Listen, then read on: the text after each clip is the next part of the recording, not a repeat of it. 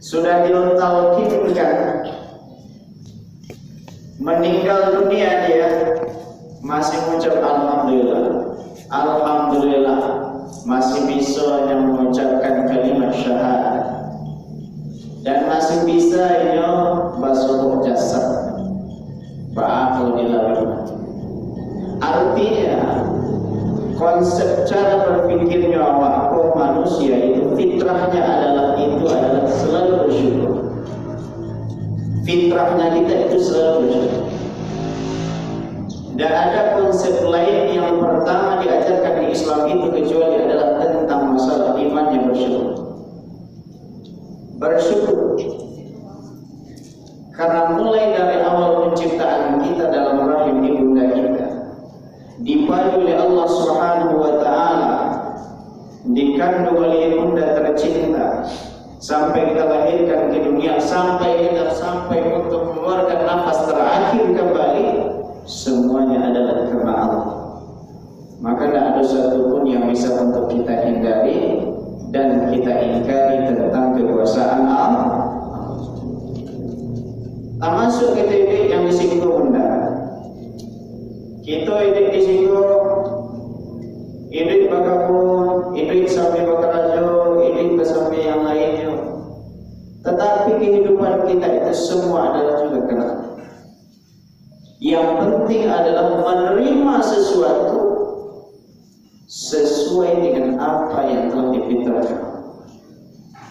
Karena sifat seorang manusia itu tidak boleh dalam Islam kata pasrah. Yang ada hanyalah tawakkal Allah, hanya berserah diri kepada Allah. Maka itulah yang harus kita syukuri. Ayahanda, ibunda yang tercinta yang dirahmati oleh Allah Subhanahu wa taala, masyaallah. Lalu bersalawat salam kepada baginda Rasul sallallahu alaihi wasallam, khatamul anbiya wal mursalin, penutup di antara seluruh nabi dan rasul. Ikut pelajaran fikih, pelajaran akidah itu dulu. Di sekolah dimanapun kita diajar. Maka kalau ada orang sekali hari ini yang berani untuk mengucapkan dari lisannya, kalau itu adalah merupakan dia nabi, mengaku nabi dan rasul, maka itu haram hukumnya untuk kita taati. Termasuk ajaran-ajarannya. Kalau ada hari ini ada orang yang mengatakan ada ajaran yang di luar Islam yang dibawa oleh di luar ajaran yang dibawa oleh baginda Rasul sallallahu alaihi wasallam, maka haram juga bagi kita untuk mengikuti. Mengolah sesuatu atau mengambil sesuatu kebenaran yang datang di kemudian hari diperbolehkan, tetapi sesuai dengan landasan dan kehak yang patut untuk kita telah. Para imam mazhab juga mengatakan demikian.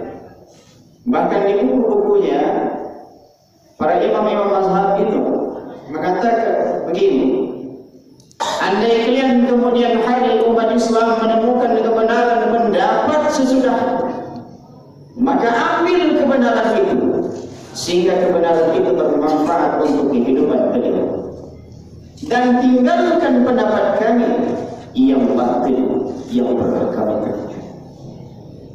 Maka bagi kita adalah senantiasa mengevaluasi terhadap segala bentuk yang ada di dalam kehidupan kita, sehingga selalu berubah kepada yang lebih baik. Ibunda dan ayahanda yang dirahmati Allah Subhanahu wa taala, pada malam ini ibunda ayahanda kita bersyukur kembali. Alhamdulillah pada bulan Ramadan ini alhamdulillah dipertemukan oleh Allah Subhanahu wa taala. Ananda mohon maaf dari hati yang paling dalam. Mudah-mudahan kajian pada malam hari ini membawa berkah manfaat untuk kita nanti pulangnya. Amin ya rabbal alamin. Ayahanda ibunda yang dirahmati Allah Subhanahu wa taala, sebagaimana yang disebutkan dalam Al-Qur'anul Karim dalam surah Ali Imran ayat yang 104, Allah katakan, "Wal takum minkum ummatun yad'una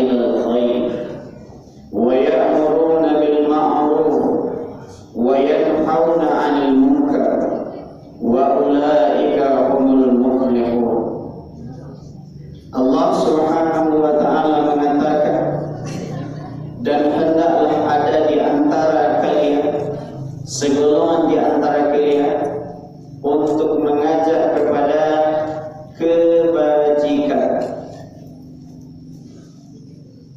Lalu Allah lanjutkan, wa ya'muruna bil ma'ruf, dan juga mereka mengajak kepada yang ma'ruf, wa tanhauna 'anil munkar, dan mereka juga mengajak untuk melarang terhadap sifat yang munkar. Ayahanda ibunda, maka tema kita pada malam hari ini adalah sesuai dengan surah Ali Imran ayat 104 ini. Apa isinya?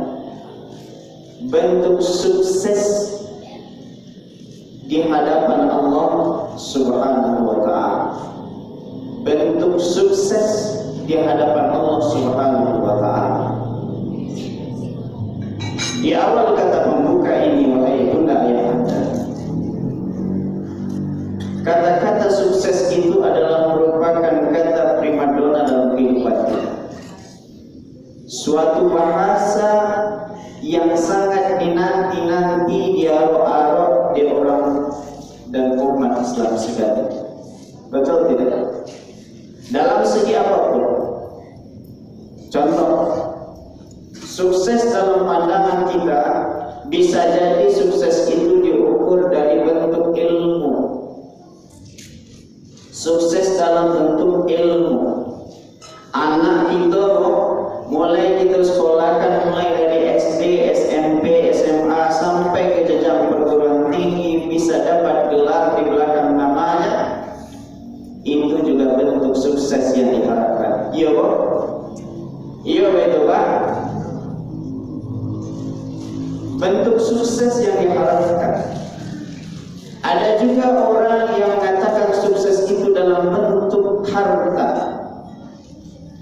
Dia bersusah payah mulai dari pagi sampai sore, dia kumpulkan uang, dia himpun sebanyak-banyaknya, dia depositokan, dia investasikan dan sebagainya, dan bertumpuklah harta menjadi orang kaya raya.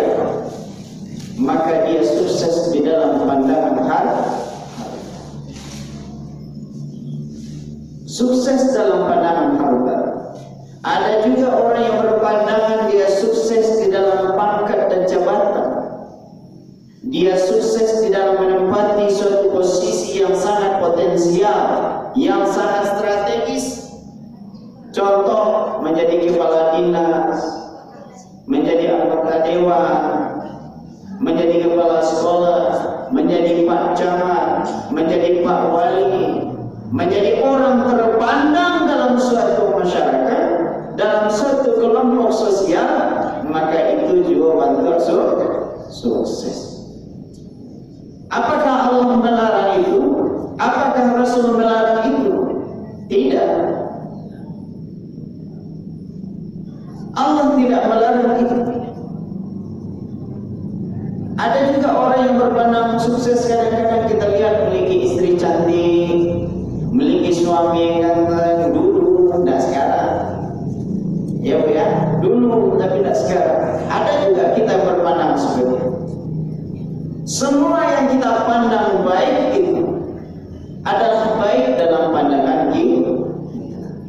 Semua yang kita pandang sukses dalam kehidupan kita, itu yang kita pandang sukses di matanya kita.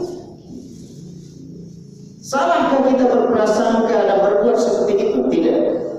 Tidak ada yang salah. Allah suruh kita menjadi orang baik. Allah suruh kita menjadi orang yang memiliki berpengaruh di tengah-tengah masyarakat. Allah dan Rasul juga menyuruh kita menjadi orang kaya raya, agar kita bersifat dermawan, membantu orang-orang yang dalam kesusahan, membantu orang-orang yang berada di bawah tekanan miskin dan sebagainya, agar apa? Harta dikeluarkan sesuai dengan fitrahnya. Maka itu pandangan-pandangan sukses menurut kita. Malam ini pandangan sukses itu menurut Allah. Kita putar sedikit. Awak balik seketik. Yang sukses itu di pandangan Allah. Yang sukses pertama di hadapan Allah itu adalah orang yang mengajak kepada kebaikan. Sering kita mendengar dari paparan mubalik, para ustaz, para kiai dan sebagainya.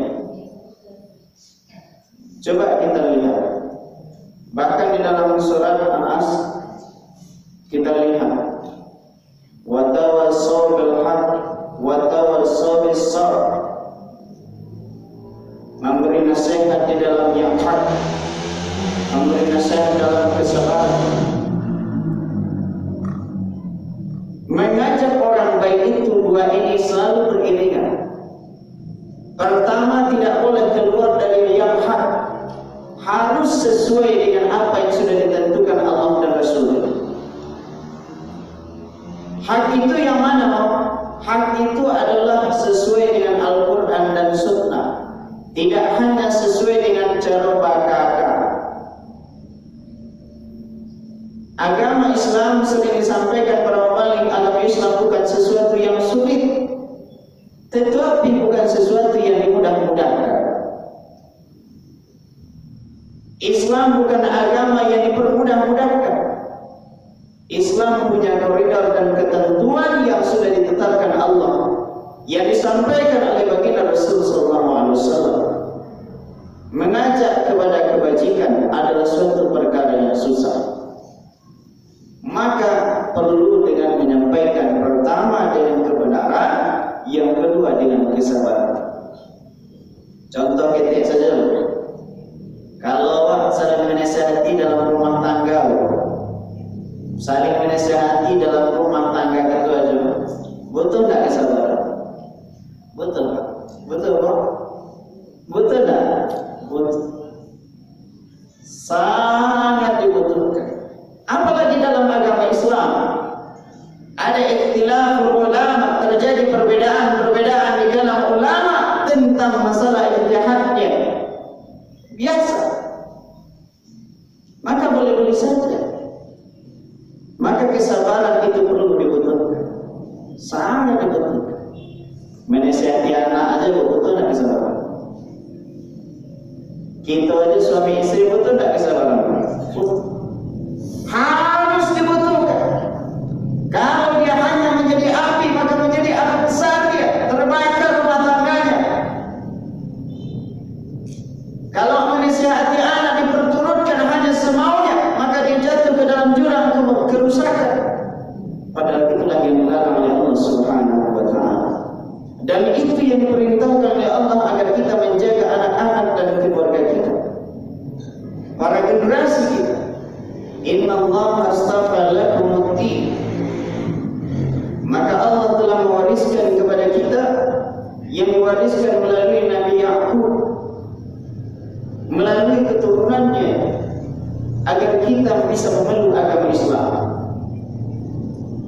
agar kita dan anak-anak kita menjadi orang-orang yang senantiasa mencapai untuk mengajak selalu kepada kebaikan, tetapi perlu kesabaran di dalamnya. Ibu pernah nonton lama-lama kok ada seorang tokoh kita di Indonesia ditusuk sedang ceramah, ada lain baru seperti itu. Berdakwah itu perlu itu. Dakwah itu bukan hanya tentang perkara mudah. Berdakwah itu bukan sesuatu perkara yang mudah untuk dicapai dan dipandang sukses, tapi butuh kesabaran. Kadang-kadang diikuti dulu baris merah, baru bisa masuk ke dalam. Sama dengan hukumnya kita bersama-sama dalam hidup, tidak jauh beda. Yang penting adalah kita menyampaikan sesuai dengan kebenaran dan menyampaikan dengan kesabaran. Itu yang sangat penting. Maka yang sukses pada Allah itu adalah orang yang mengajak kepada kebajikan, dan dia mengajak orang itu adalah dengan yang hak, dan dia bersabar di dalamnya, maka dia mencapai orang yang sukses pertama di pandangan Allah.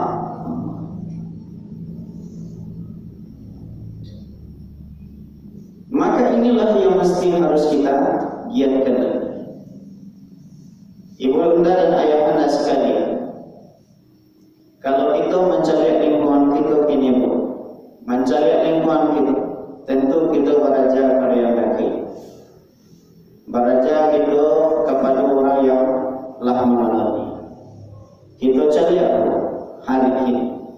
tanggung jawab mengajak kepada kebajikan itu yang mulai hilang di awal. Kini orang berpandangan, oh, itu kan karajo ustaz tuh, itu kan karajo pak guru, itu kan karajo kiai, itu karajo para ulama. Bagi kita di Islam indah, mulai dari yang rendah sampai yang tinggi, punya kewajiban untuk mengajak kepada kebajikan. Karena perkara iman bukan tentang perkara kelompok. Pertanggungjawaban bukan tentang pertanggungjawaban tentang kelompok. Tapi pertanggungjawaban yang dapat Allah adalah individu-individu, awak surang-surang yang akan mempertanggungjawabkan jawab di hadapan Allah. Iko yang mulai hilang mulai dari masyarakat kita ini. Yang mulai hilang begini. Seakan-akan kita berpandangan banyak itu adalah tugasnya para mubalik saja. Padahal itu tanggung jawab yang ada di pundak kita masing-masing. Suami berdakwah pada istri, istri berdakwah sebagai pengayom anak-anaknya, dia dakwahkan kepada anak-anak. Pak wali berdakwah kepada masyarakat, mengajak kepada kebaikan, senantiasa melakukan kebaikan sampai kepada yang tertinggi. Maka dalam pandangan Allah Subhanahu wa taala, sukses yang pertama itu substansinya adalah dia mengajak kepada kebaikan dengan yang hak, dan dengan penuh kesabaran kepada Allah. Itu yang pertama. Ibunda dan ayahanda yang dimuliakan Allah. Yang kedua kata Allah Subhanahu wa taala adalah, Allah katakan wa ya'muruna bil ma'ruf, dan dia senantiasa menyuruh kepada yang ma'ruf, masih kepada perbuatan yang baik, tetapi tingkatnya lebih tinggi kepada kebajikan tadi. Ma'ruf, mohon maaf ibunda, mungkin kita beda pendapat dan silakan, tidak masalah. Saya ingin katakan begini ibunda, kita ada contoh seperti ini. Kalau kita sering mengatakan mungkin ada jemaahnya jemaah umur, jemaah tabligh dan sebagainya, betul? Iya bu? Nah, iya kan? Iya kan? Ada jemaah tabligh, ada jemaah umur, karena memang orang itu membawa bekal ke tempat mereka pergi. Tapi yang Anda sampaikan itu ada hal positif yang perlu kita ambil. Kita melihat positif, bukan melihat secara keseluruhan. Apa yang positif? Mereka mampu mengeluarkan orang yang berbuat maksiat di dalam tengah-tengah maksiatnya, keluar dari tempat maksiatnya untuk menuju perbuatan yang mulia di hadapan Allah. Maka nak heran yang mana? Ada orang Solo, dia gitaris band ya. Gitaris band. Dia orang Solo, orang Selayu. Dia menetap di Bali. Dulu dia adalah seorang gitaris band rock terkenal, Ustaz Dev. Dia orang yang sangat dulu adalah orang yang sangat penuh dengan nuansa-nuansa kehidupan kedelapan. Ada contohnya. Dengan itu dia bisa untuk tersentuh hatinya untuk dapat hidayah dari Allah. Maka pertama yang harus kita lihat adalah apapun yang terjadi dalam hidup ini, perbedaan itu, yang pertama kita lihat adalah yang haknya. Maka yang pertama sukses itu adalah menyampaikan dengan yang kita tidak lihat. Kita melihat sesuatu dari sudut positif yang mampu mengeluarkan orang dan yang berbuat dosa, yang jatuh dalam jurang kebinasaan. Wala tulqu bi aydikum ila tahlukah. Dia yang jatuh tadi dalam jurang kebinasaan diambil kembali oleh mereka, diajak kepada kebenaran. Itu yang positif. Siapa yang mampu melakukan? Hanya mereka. Presiden mampu hari ini, menteri mampu hari ini, paling-paling bikin undang-undang lagi. Anggota dewan mampu hari ini, belum tentu. Paling hanya bodoh-bodoh yang anggota dewan saja. Para kiai mampu hari ini, paling-paling hanya berdakwah di atas mimbar saja. Sama dengan anak-anak ini, lebih banyak berdakwah di atas meja. Tapi mereka mampu mengambil orang yang berbuat maksiat lalu mengeluarkan mereka menjadi orang yang bertobat kepada Allah Subhanahu wa taala. Pekerjaan yang sulit itu. Maka itu yang positifnya. Maka ambil yang baik, tinggalkan yang ambil yang baik, tinggalkan yang tak itu kecil rambut. Jangan dimakan mentah-mentah. Maka kita ambil yang baik, tinggalkan yang buruk.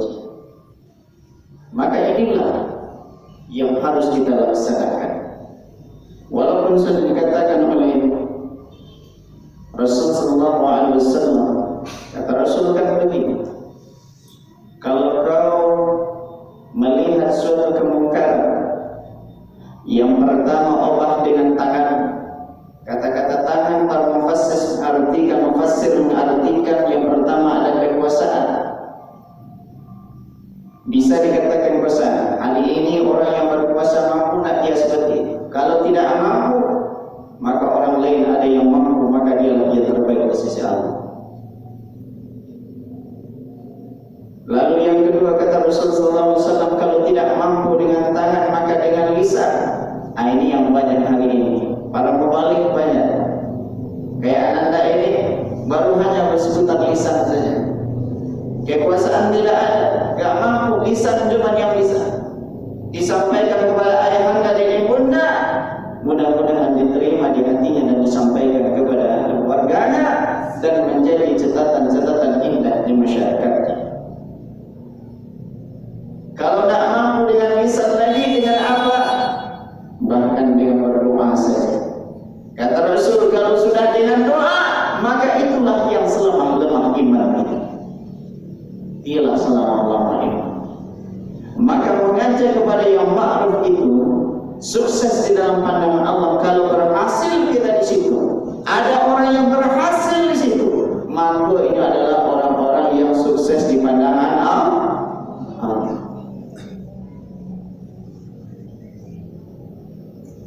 Yang ketiga kata Allah Subhanahu wa taala, wa yanhauna 'anil munkar, dan dia menyeru untuk mencegah kepada sifat yang munkar, perbuatan yang tercela, perbuatan yang sesat dan menyesatkan.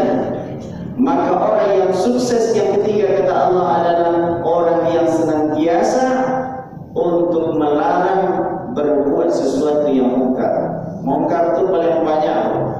Ya, apa saya bantuan banyak, silakan sampaikan. Bahkan ini kalau kita nonton ada kriminal dan sebagainya, munkar semua. Narkoba, narkotika, pemerkosaan, sebagainya, pelecehan, prostitusi, semuanya itu yang munkar semuanya. Itu yang hari ini tugas kita semua. Kalau tidak yakin dan percayalah. Saya 2 minggu yang lewat pernah bercerita-cerita dengan Ustaz di Masjid Raya Padang. Beliau sampaikan, nanti kalau dakwah sering sampaikan tentang perkara ini ya, apa perkaranya Bu ya? Beliau sampaikan begini, hari ini kok kita sebagai mubalik, tugas yang pertama itu adalah menyampaikan kepada ibu-ibu dan bapak-bapak untuk selamatkan keluarga. Selamatkan yang mana? Pertama adalah generasi muda.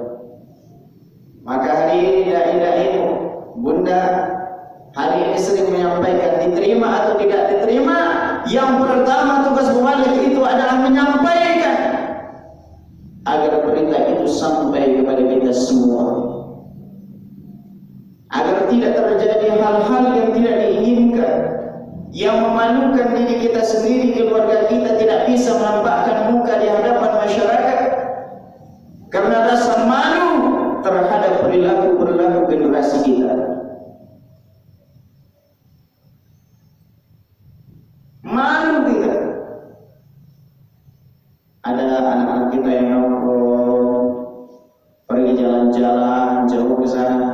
berduaan dengan laki-laki, sering tertangkap di hotel hari ini, bahkan corona saja tertangkap di hotel, bayangkan itu, tertangkap di kosnya sendiri, bayangkan siapa muka di kosnya sendiri, di kosnya sendiri tertangkap basah oleh, bayangkan. Bahkan 2 minggu yang lewat ada kejadian di Pulau Karang itu, di kos-kosan itu 4 pasang tertangkap di kos-kosannya. Hari Jumat pula, hari Jumat 4 pasang mahasiswa.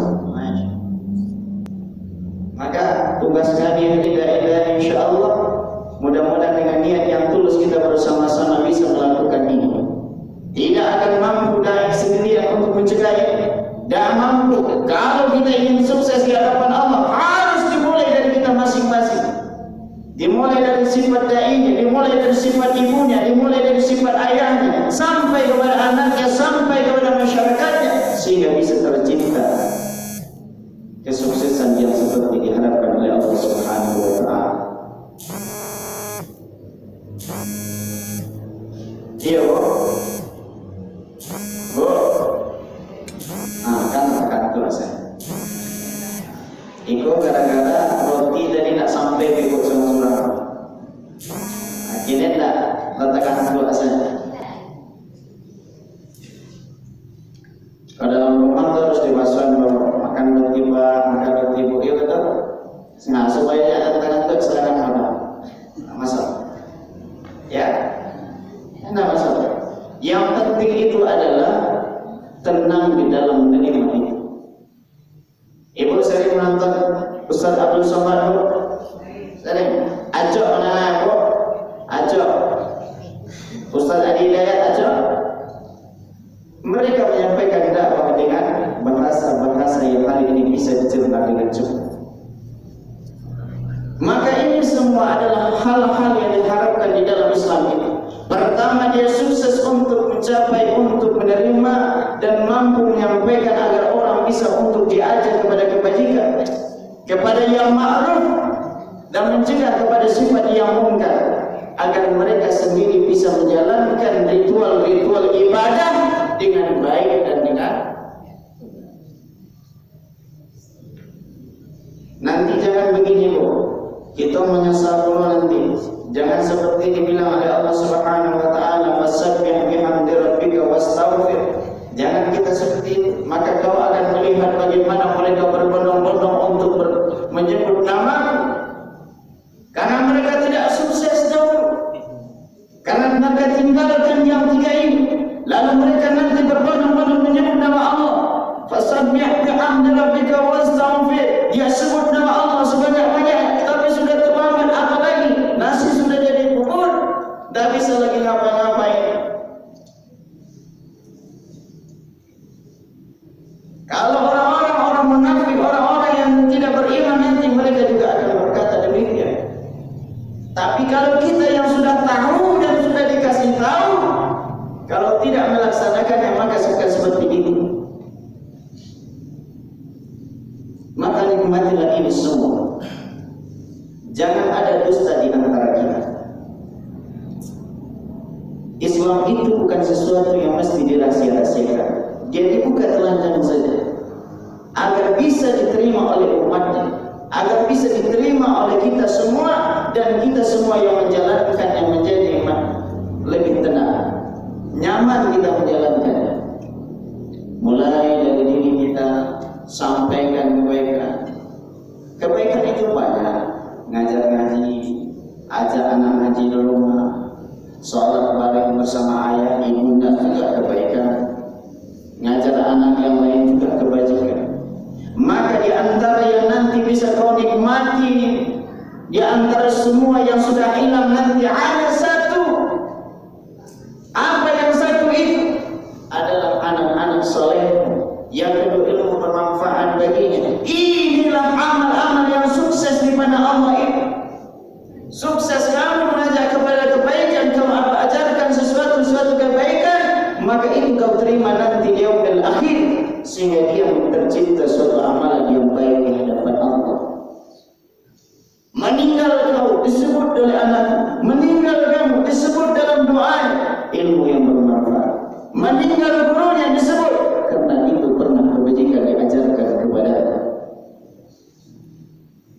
Maka orang yang sukses itu akan menerima ini dan mampu dia melaksanakan ini baik-baik secara di dalam diri, keluarga dan masyarakatnya. Betul bro? Iya betul bro. Lain karya mana bro? Karya atau lunak? Karya atau lunak? Kalau yang tak bagi gigi pasti karya. Tapi kalau yang pandang gigi pasti mau kasih muda itu dulu. Maksudnya bisa masuk dalam pikiran dan hati ibu, bisa diterima. Pakot asimbang kalau yang kurang gigi, aja Ustaz tadi kecil, ya tadi yang kurang gigi, itu ya udah karyanya. Bukan itu maksudnya, tapi masuk di hati dan pikiran. Karena apa bunda? Karena kita sama-sama tahu kesenangan dan ketenangan itu berada memang dalam sesuatu yang baik. Ketenangan, kesenangan itu hanya adanya dalam psikologis manapun ibunda apa ibunda. Kalau sakit saja, bunda kurangi makan garamnya.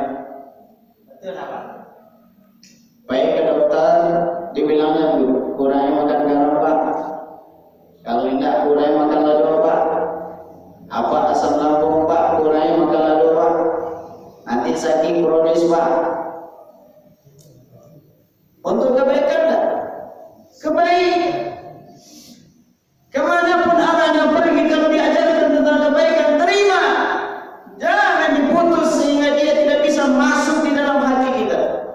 Kadang-kadang kita lebih aja ke dokter tahu padahal aku itu yang boleh lama. Nah, kadang-kadang kita menerima sesuatu kebaikan itu untuk kebajikan itu memang susah. Maka yang diharapkan adalah masuk dalam hati dan pikiran kita. Ibunda dan ayahanda untuk memangkas ini, maka ada kesimpulan, ada satu cerita. Ceritanya baik bunda. Tadi siang sudah anda sampaikan. Pada suatu ketika Imam Ahmad bin Hanbal pernah didatangi oleh seorang ibu janda. Dia berpisah dengan istrinya, dengan suaminya. Suaminya meninggal dunia dan dia tinggal dengan anak-anaknya. Meninggal suaminya, dia mengasuh anak-anak.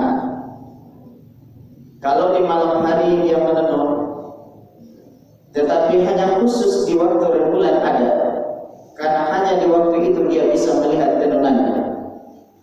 Kalau di siang hari dia selalu untuk mengasuh anaknya, mengajarkan anaknya tentang kebaikan-kebaikan kepada Allah, tentang kebenaran-kebenaran tentang yang hak, dan mengasuh anaknya menjadi anak-anak yang saleh dan salihah. Sehingga dia bertanya kepada Imam Ahmad bin Hanbal karena ada sesuatu yang kritik di hatinya. Apa itu? Pada suatu ketika ada rombongan yang berkemah di hadapan rumahnya. Di hadapan rumahnya. Lalu rombongan itu berkemah dan menghidupkan lampu-lampu lentera-lentera yang sangat terang menerang. Terang menerang yang tidak pernah ada di dalam rumahnya sepeninggal suaminya. Biasanya dia hanya menenun tenunan itu di waktu rembulan ada. Hari ini dia karena ada lentera dari orang sekelompok yang sudah berkemah di hadapan rumahnya, dia manfaatkan cahaya itu. Maka itu yang kritik di dalam hatinya. Lalu itu yang dipertanyakan kepada Imam Ahmad bin Hanbal. Wahai Syekh, sungguh ada sesuatu masalah di dalam hati. Di dalam pikiranku bergejolak bahwa ada sesuatu yang tidak benar berada di dalam hatiku, wahai Syekh. Ada sesuatu yang mencelakai diriku. Apa? Bahwa aku memanfaatkan cahaya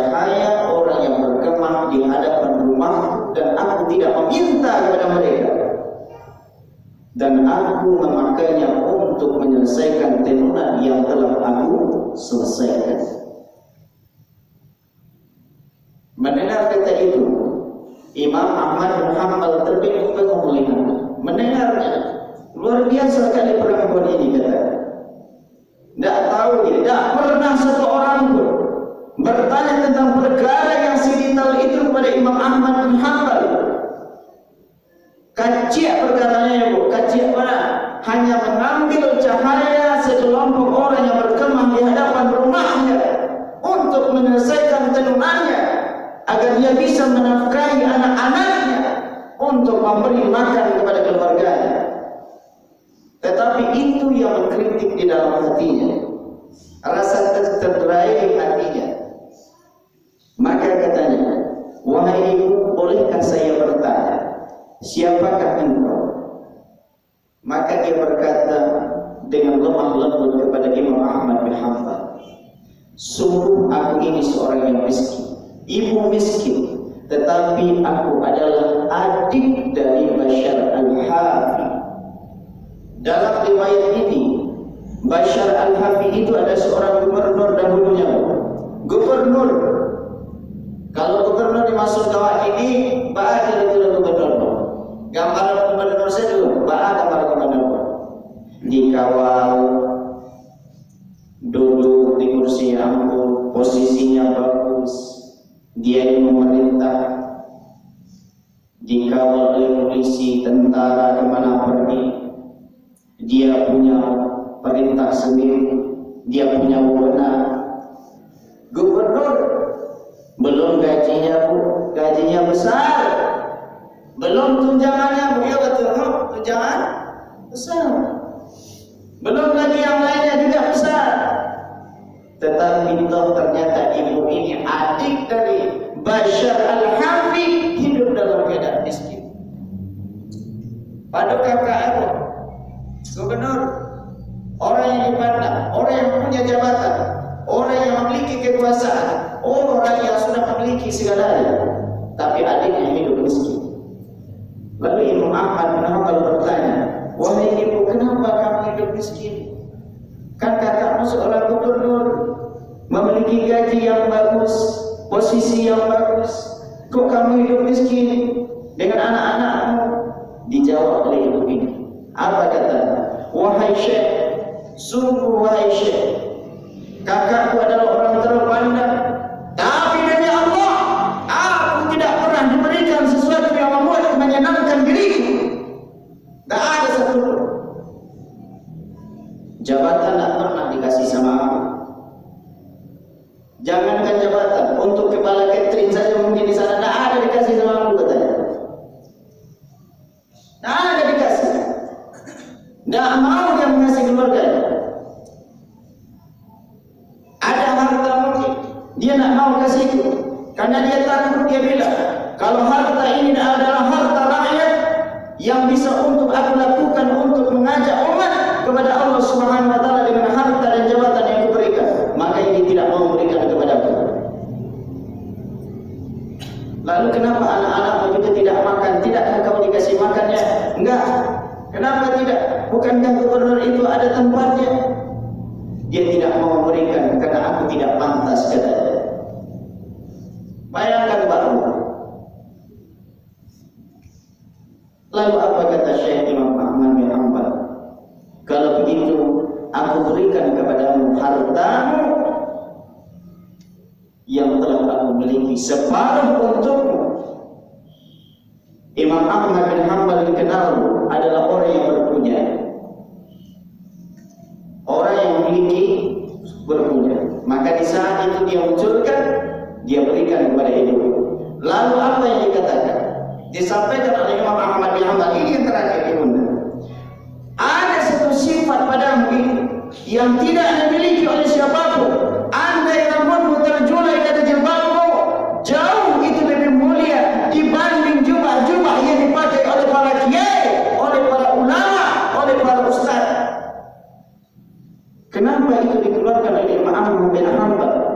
Karena itu pernyataan untuk mengajak orang agar orang senantiasa mencapai sukses di hadapan Allah dengan keselamatan yang hak, dengan kesabaran, dengan mencegah kepada yang maut dan munkar. Itu tujuan. Disampaikan oleh Ahmad bin Hanbal bagaimana mulianya sifat dia itu. Rambut yang terjulai dari jilbabmu 2 helai lebih mulia dibanding para jubah-jubah yang dipakai oleh para ulama, oleh para kiai, oleh para syekh dan para ilmuwan. Bayangkan ibunda, tidakkah kita menginginkan cita-cita yang demikian? Tidakkah kita menginginkan cita-cita untuk anak-anak kita? Tidakkah kita menginginkan cita-cita untuk suami kita, untuk istri kita? Maka kajian ini adalah merupakan kajian amalia agar meningkatkan keimanan kita. Bukan hanya untuk menyampaikan, tetapi untuk menerima kebenaran, untuk kita sampaikan kepada keluarga kita. Mungkin hanya demikian, insyaAllah. Mudah-mudahan bermanfaat. Anak-anak mohon maaf yang sebesar-besarnya kalau ada bahasa yang tidak baik, yang menyakitkan hati ibunda dan ayah anda. Sungguh kebenaran itu hanya milik Allah, dan kegelapan itu adalah pilihan dari anak-anak sendiri. Mohon maaf. Assalamualaikum warahmatullahi wabarakatuh.